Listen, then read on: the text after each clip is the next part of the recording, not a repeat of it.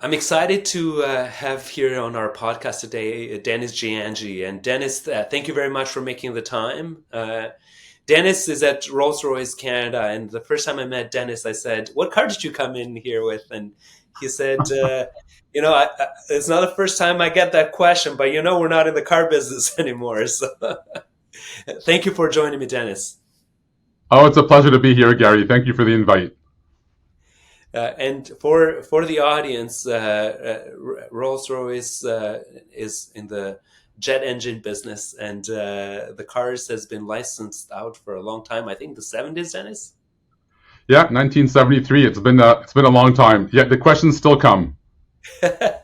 Well, people don't see jet engines rolling down the road very often, but they see cars probably a little more often than that. So. That's true. And Dennis, there's a lot of people in a lot of listeners that will listen to this and wonder, what is Dennis's background? And we'll start a little bit with your upbringing. So tell us a little bit about growing up and how Dennis became the Dennis that we know today. You know what? How much time do we have? Because the path changed a few times around. Upbringing. I think that because of my dad, who was a math teacher, there was a lot of focus that was put on math as I was growing up. A little less so on the other topics. And I thought I was going to be an engineer. That was it. We had a career day in CEGEP, and I came home thinking this was the absolute worst thing in the world. At least the person making the presentation wasn't really compelling. I thought, that's it. I'm going to go into math like my dad.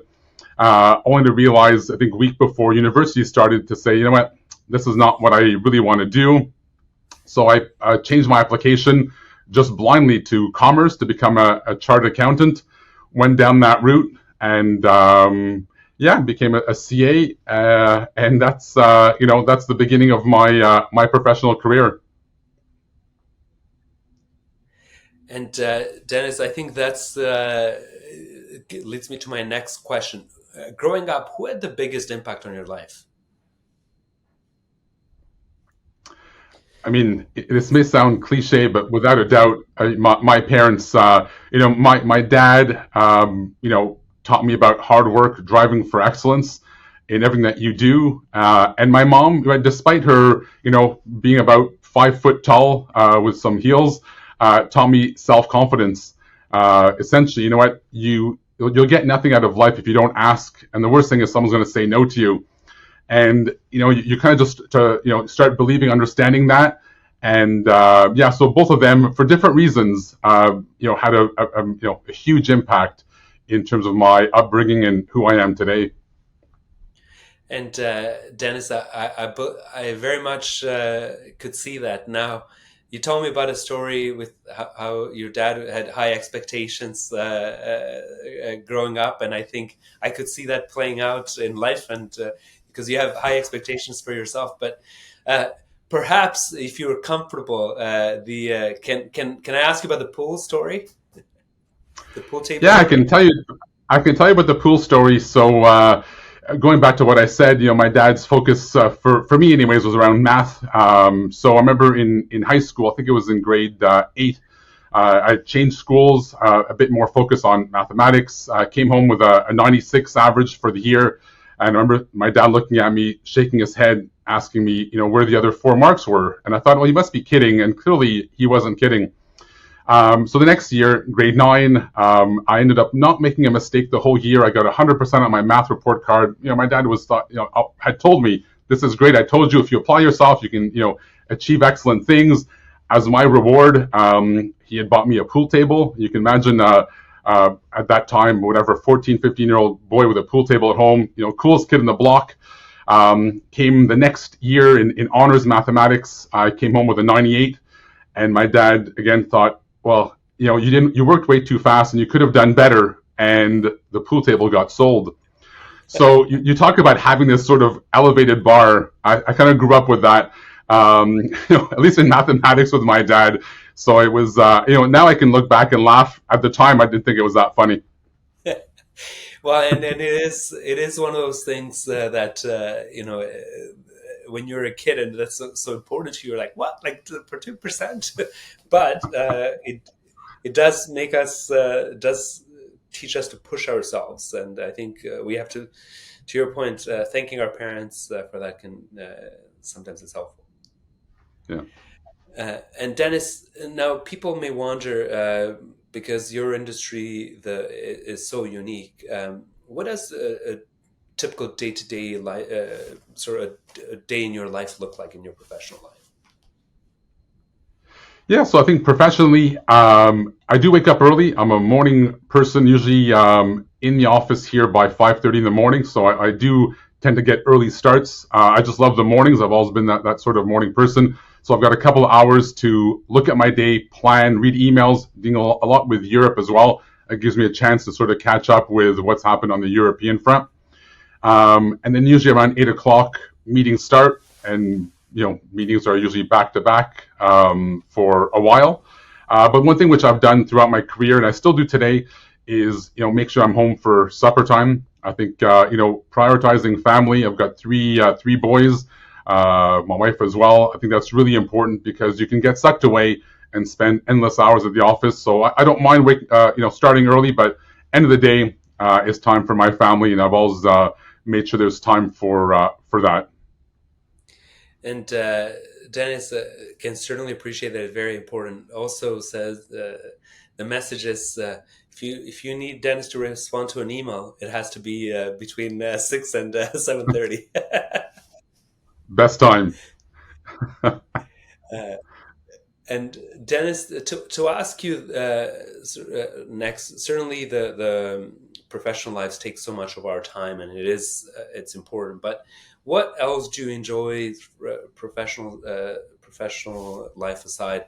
What are some hobbies? What are things you enjoy doing outside of work? Yeah, so I mean, I'm a huge basketball fan, and luckily my three boys were all basketball players. So I had a chance to coach them for a number of years. I used to love doing that. Now they're, I'll say, retired.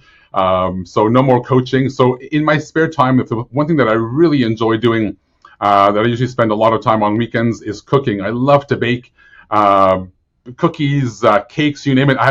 I personally don't have a sweet tooth, but the rest of my family actually quite enjoy it. So for me, that's a great way of just disconnecting and trying new recipes and whatnot. That is definitely what I like to do in my spare time. And apart from the fact that I'm also addicted to Costco, so if I'm not home baking, I may be found at Costco where I tend to meet a lot of people as well. But that's what I, in a nutshell, what I do enjoy. Well, and for those listeners that haven't met Dennis in person, he has the height to support his basketball passion as well, which I must say I didn't have, and so that actually adds up and makes a lot of sense, Dennis. And I appreciate the Costco obsession, and I call it obsession because the people that like Costco, they don't just lightly they like Costco and they spend a fair bit of time there. And I personally overspend there a bit, but just slightly. I think we all do. We all do. So, Dennis, one of the things that for the audience that many people will be curious on is, what was your career journey like? What were some of the pivotal moments in your career journey? Yeah, I think, like I said at the beginning, I had a couple of decision points that changed. I would say that once I started the actual career, first job was at KPMG. Thrilled to be part of a big firm, because I'd done quite well in my studies at McGill. McGill had asked me to come back and teach, take a course one night a week. I think for me that was quite important because I think getting things like public speaking skills, improving that, was a huge plus in terms of baggage that I kind of took with me. So the teaching at McGill was quite pivotal. I think eventually leaving KPMG to come to Rolls-Royce, I think making the move to industry, definitely a big change for anybody in their career. And I would probably say that in terms of jobs, I would say there's probably two jobs that really had an impact on me career-wise. I initially started here in tax, actually, and when I became the director of tax for Canada for Rolls-Royce, you realize that the buck stops here right? There's no boss above you checking what you've done or whatnot. So from an accountability point of view, that was quite important. And I think that the next move after that, being the CFO, also, I think you end up having a variety of different reports and dealing with people, managing people from different backgrounds. Here at Rolls-Royce, our CFO looks after not just the finances, but has IT and security and legal and procurement and whatnot. So quite a broad scope. And that also was quite, I think, career changing, including this role as well when I became president, where similar to the director of tax, it's, the buck stops with you. But to be honest, I still enjoy every day coming into the office. There's not 2 days that are alike. So the change here as well has been quite significant career-wise. And Denis, if I recall correctly, it's been over 24 years at Rolls-Royce, which is a lengthy career, and this day unusual to find people with that level of loyalty. So commendable for sure. Now, sort of the progression that you had, and also making it to president in 2016, also meant you upskilled yourself to in areas that you didn't have experience before, from HR to understanding some of the other aspects of the business that were. And let's be honest, the training we get in school is minimal, so we can't expect our school training to carry us through some of these. So for those leaders that may be in the focus in finance currently, or in areas that are a bit more specific, what were some of the avenues you pursued to upskill yourself? Like, was this a lot of learning ad hoc? Was it mentors? How did you figure it out?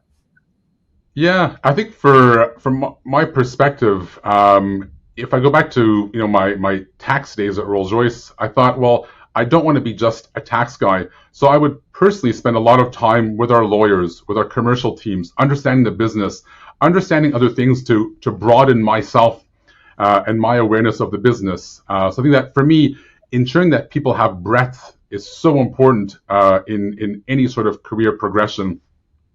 So I think that was probably one of the key things that I had. Clearly, as a leader now, I mean, the world is still evolving, and it's up to us to make sure that we're still relevant. So a lot of courses are given, that I've taken, whether it's through ICD certifications or whatnot. I mean, there's always things that are out there. And clearly, even from an employee point of view, if I look back 24 years ago till today, the employees and what they're looking for has changed as well. So, it's up to us as leaders to adapt to the new needs of people, of employees, to make sure you're still an employer of choice. And that's, part of my role and our roles as leaders, to make sure that we understand the environment in which we operate. For sure. And I think to your point, we're always learning. There's always things that we can always improve on, and nothing better than giving the responsibility to your point to when the buck stops with you, as you said. Nothing that helps you figure it out faster than the buck stops with you, so you better figure it out. Yeah. And Denis, naturally, anytime you have this level of responsibility, there's challenges you come across. And what would be some of the challenges that you could share with us that you faced, and like, how did you overcome them? Because leadership, and to put into perspective, just from that's one of the biggest learnings we find through the podcast for a lot of the audience, where they're like, we learn from challenges. Oh, absolutely. I mean, there's some simple, I'd say, HR type challenges. I mean, I remember earlier on, one of the key ones where you have peers that all of a sudden you now become their boss, and how you deal with that, how you approach those sort of challenges. I mean, by nature, I have always been a glass half full person. No matter what the situation is, I will find goodness in what comes out of it, because if you're the face of the organization and you're not as positive, that just cascades and transcends throughout the organization. As you know, Gary, we've chatted about last year, we had a strike here on site, 6 months, very, very difficult personally. But again, I think just to rally the troops, bring them in together, to be positive and to encourage them that, we are going to get through this, and, and we end up getting through it. And I think people always thought, if Denis is still able to smile through these very difficult times, then, we should all be in that same sort of boat. So it's always, we refer to that term here at Rolls-Royce about the shadow that you cast and how that's important from a leadership point of view. So I think always remaining positive no matter what things are thrown your way, I think are things that I've learned throughout my own leadership journey. And Denis, one of the areas that's always interesting is every time, because our businesses evolve all the time, and when you're in a position of leadership, you always need to make sure that the team aligns to your vision and mission. What are some of the methods you've employed in time to get that alignment from the broader team? Yeah, I think it just starts with communication. Having regular discussions, not just with your team. I make a point to meet with the entire site here. To share with them where we are, how we're doing. So I think that constant communication, I think, is critical in sharing the vision, the values, the goals that you have as an organization.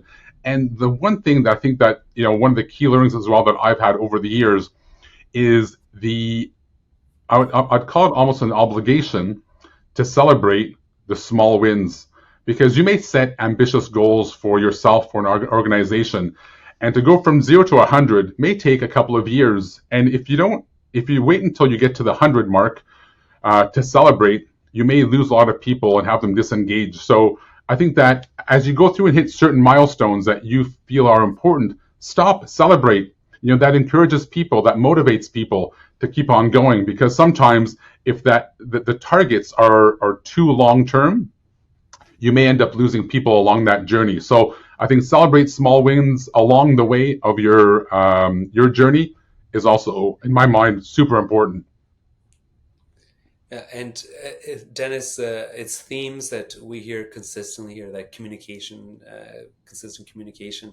I remember an interview with the CEO of Microsoft when they were going through some transformational changes. And one of the questions to them was, so how do you make sure that you keep everyone aligned? And he said, communicate, basically communicate multiple times, and then when you think you've done enough, communicate again. So essentially it's almost like it's never enough, just keep communicating. So that's I think there's no such thing as over communicating. I buy into that theory 100%. But also I can attest to you definitely coming across as a glass half full person. So I think that's an important trait. Yeah. Because it's it is easier if it is innate. If you're naturally the glass half full person, it's better. It's easier to keep the positivity versus just when you have to sort of try to come across like the glass half full person. I think that in all of our jobs, there are going to be challenges. If there are no challenges, we wouldn't have these jobs. So I think to be able to take them on, understand them. We live in a very complicated life. So, what I tend to do is just simplify it to the lowest common denominator. What's the most important thing in making this decision? So I agree that it's just you've got to be positive and want to make a difference as well. And that's part of the traits that you'd expect to have from your leaders. And Denis, the one of the things that I wanted to ask you about is, you are at a large multinational organization that has been around for a long time, but it also continues to grow quickly. And you've had a great career. For people that have ambitions to become a leader at whether it's a large national organization or multinational organization, what tips would you have for them in terms of progression and sort of how they should pursue a similar path? Yeah, I think that some of the tips that I would have, I think number one is breadth. Don't settle for what your title tells you should be doing. So again, I go back to, if you're a CFO, it isn't just about the debits and credits. Think broadly, think long term, understand the environment you work with, and get more skills. So definitely breadth, I think, is a huge factor for people in multinational organizations. I think probably one that's probably not as well understood is the importance of networking and networking outside of the organization, where a lot of leaders bring a lot of value, isn't just to what they have here internally, but able to pick up the phone to think, you know what, by the way, I think Gary's gone through this. Let me call him. Let me call that person. So the networking ability also brings huge value to a multinational company.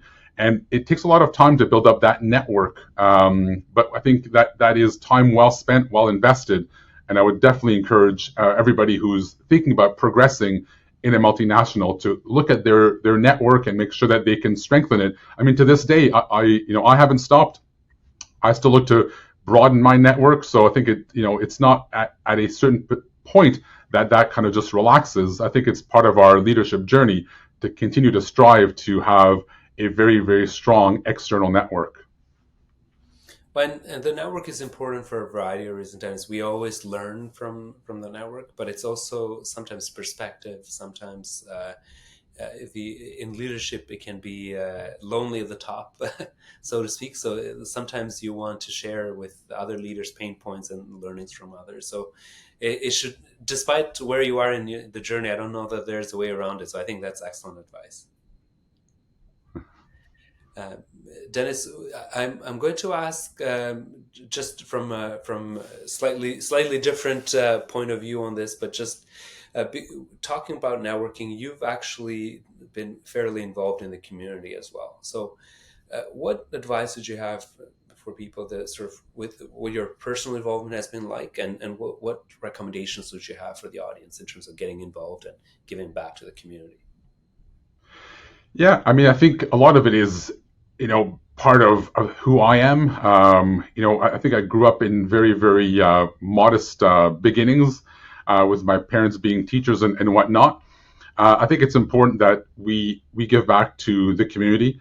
So I think just getting involved, and there's nothing too small. People think sometimes that, I don't have the, 50 hours a year or whatnot. It doesn't have to be that. I think find something that you believe in that, makes sense to you. And to be honest, I'd go as far as to say I think it's, as leaders, it's actually our obligation to support our community and to give back. So, I think, I'll go back to what I said is it really comes down to find something you believe in, a cause you think is worthwhile. And it could be as simple as helping out at your kids' schools. It could be broader in terms of, larger charities. But I think it really is important to think that you do make a difference, and we can all make a difference.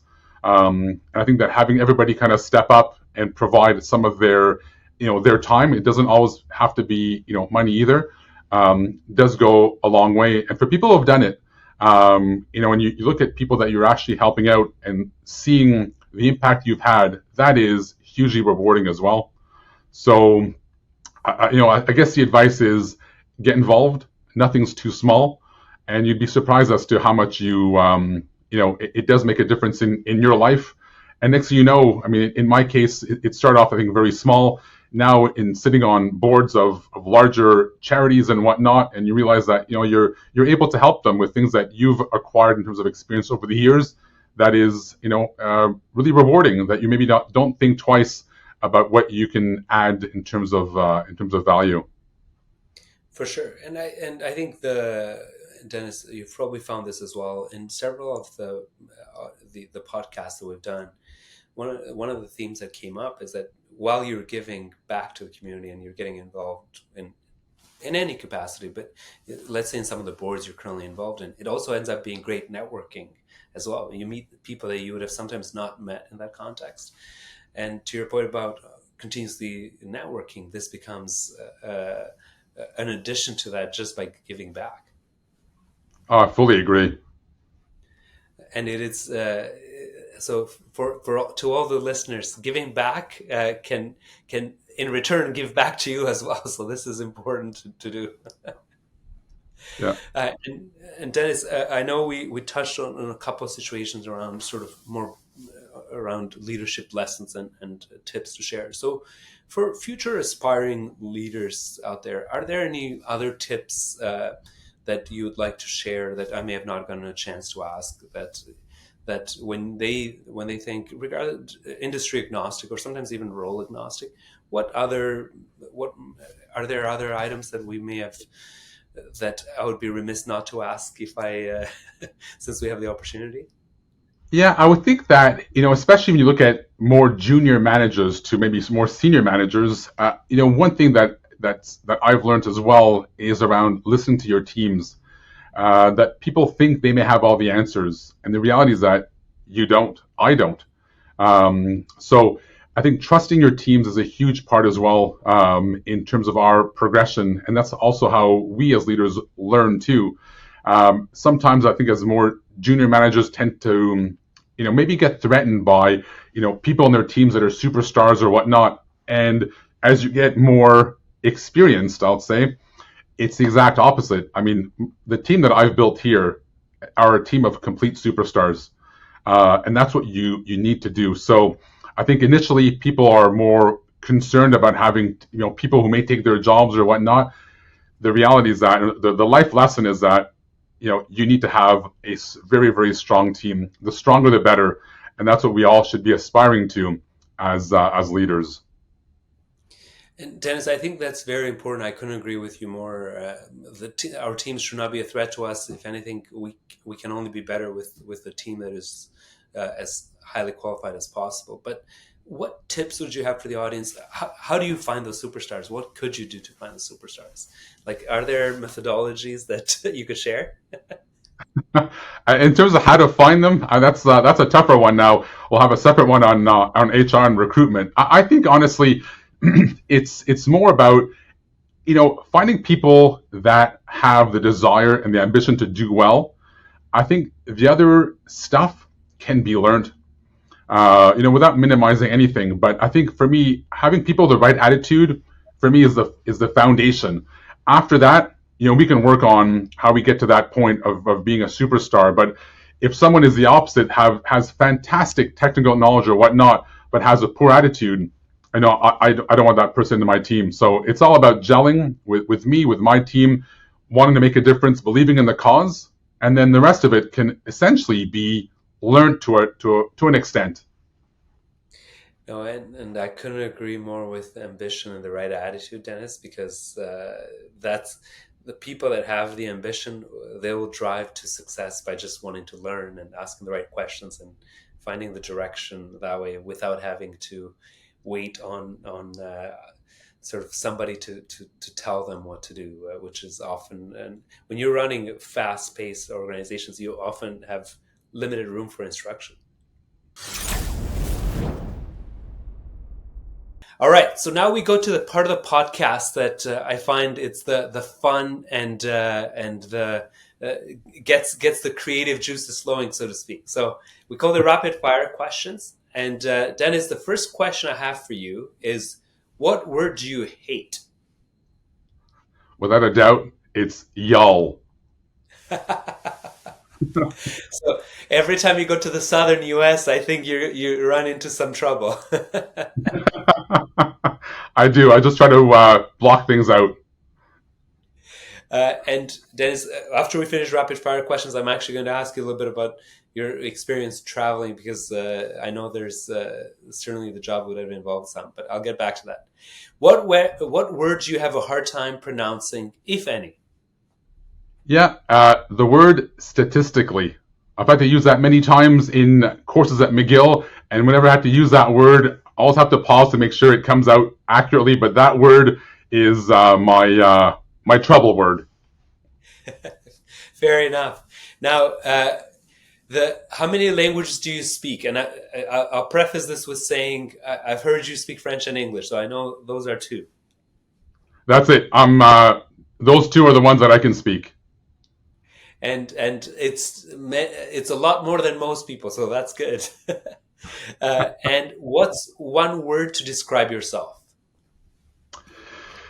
I would say probably one word would be punctual. If it's a second word, maybe impatient, but I think the overriding word is punctual is definitely my word. And I think I could attest to that. And I think by definition, punctuality sometimes brings some impatience for lack of punctuality. So that's Yeah. so. Dennis, I'll ask you in a moment, just sort of any thoughts, like any advice, or more generally. But one thing that I wanted to ask more specifically is, naturally, you probably have to do a fair bit of travel right now for the organization. What does that look like for you? Do you have to travel often? I don't really. I mean, I'll probably go to Europe a couple times a year Okay. in the current job, and in the past, maybe seeing some of our other sites as well in Singapore and whatnot. But our headquarters for the company are in London, and our headquarters for the division I'm part of is in Germany as well. So those are probably the main places where I tend to travel, but nothing crazy, and clearly a lot of work here locally with Ottawa and Quebec for meetings with the governments. And part of the reason why I asked this, Dennis, and I've asked other leaders that we've had on the podcast, is that sometimes people have limitations around travel, etc., or some may not enjoy it. What would you say is that something that aspiring leaders need to be open to, and that it's a necessity, or it's the kind of thing that you could also do without? So again, if you're working in a multinational company, you're looking to grow in a multinational company.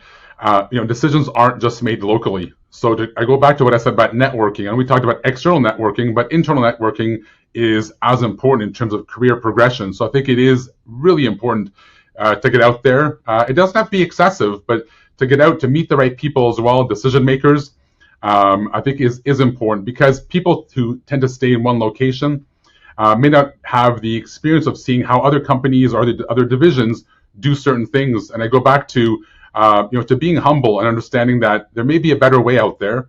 Traveling brings about some of that openness and awareness as a leader that I think is critically important.